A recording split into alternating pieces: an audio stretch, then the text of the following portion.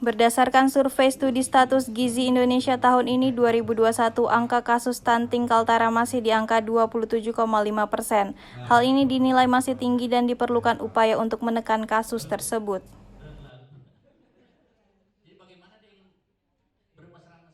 Koordinator Badan Kependudukan dan Keluarga Berencana Nasional Kaltara Kukuh Dwi Setiawan menjelaskan, jika setiap tahunnya ada anggaran yang sudah disiapkan untuk menyelesaikan persoalan stunting, di mana setiap kabupaten dan kota mendapatkan 2 hingga 3 miliar rupiah. Namun penguatan pendamping keluarga di daerah juga sangat penting, di mana pendamping keluarga akan melakukan pemencatatan secara detail terkait data dan kondisi keluarga di wilayah kerjanya. Adapun saat ini setiap kelurahan sudah ada 1 hingga 2 pendamping keluarga yang bertugas. Dari 27,5% kasus stunting di Kaltara, Nunukan menjadi penyumbang tertinggi yakni 30%.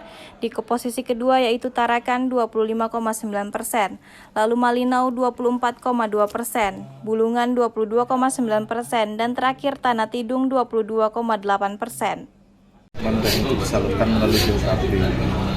Memang untuk sampai sekarang kan mungkin hanya baru di kisaran 2 sampai 3 miliaran per kabupaten kota. Fokus kita memang kan di pendampingan keluarga, Pak. Bagaimana nanti teman-teman dari tim pendamping keluarga itu bisa fokus melakukan pendampingan terhadap keluarga, mencatat seperti catin, ibu hamil, kemudian juga pasca melahirkan, baduta dan balita itu harus tercatat. Itu yang paling penting supaya intervensinya juga tepat sasaran.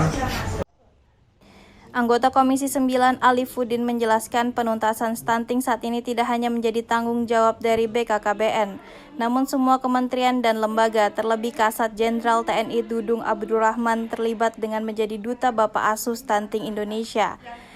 Adapun data penuntasan stunting kini tidak hanya berasal dari APBD dan APBN, namun dirinya berusaha mendorong penggunaan dana CSR dari perusahaan karena dirinya nilai wajib mengeluarkan dana CSR untuk stunting, terlebih bila mengetahui di daerah kerjanya banyak ditemukan stunting. Gerakan pemerintah yang langsung dikomandoi oleh Presiden Pak Jokowi.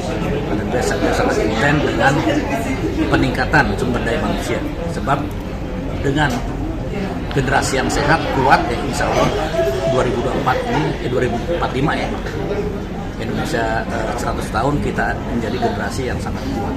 Kalau ini anak-anak stunting bagaimana dia mengurus negara ini? Wali Kota Tarakan Dr. Hairul mengaku cukup kaget tingginya kasus stunting di Kota Tarakan berdasarkan hasil survei SSGI sebesar 25,9%, sehingga sudah meminta dinas terkait, dalam hal ini Dinas Kesehatan dan Dinas Pemberdayaan Perempuan, Perlindungan Anak dan Pengendalian Penduduk serta Keluarga Berencana Tarakan untuk menindaklanjuti program recovery berusaha dilakukan terhadap anak yang mengalami stunting. Meskipun hal tersebut tidak bisa maksimal bisa dilakukan 100%, sehingga pihaknya hanya bisa fokus secara maksimal dalam upaya pencegahan stunting. Adapun penyebab stunting berdasarkan teori disebabkan adanya kekurangan gizi jangka panjang dari anak, di mana hal tersebut berkolerasi dengan angka kemiskinan. Namun angka kemiskinan Tarakan yang sudah menurun dirinya nilai tidak berkorelasi dengan tingginya angka kasus stunting yang terjadi di Kota Tarakan, sehingga perlu pendalaman lagi untuk penyebab stunting. Saya terkaget-kaget juga dengan angka itu ya, cukup tinggi. Tetapi ya apapun itu kan hasil survei, ya kita harus akui validitas metode yang dipakai. Misalkan itu BPS, ya kita tinggal mencari, tapi mencari sebenarnya orang-orang itu kan gambaran kasar, tapi kita belum tahu di mana dia. Utama program berikutnya adalah melakukan penciptaan untuk terjadinya penambahan stunting itu yang menjadi fokus kita saat ini. Karena ya berharap mudah-mudahan itu sebenarnya kalau bisa ya jangan terjadi, karena dampaknya luar biasa sekira untuk generasi. Januriansah melaporkan.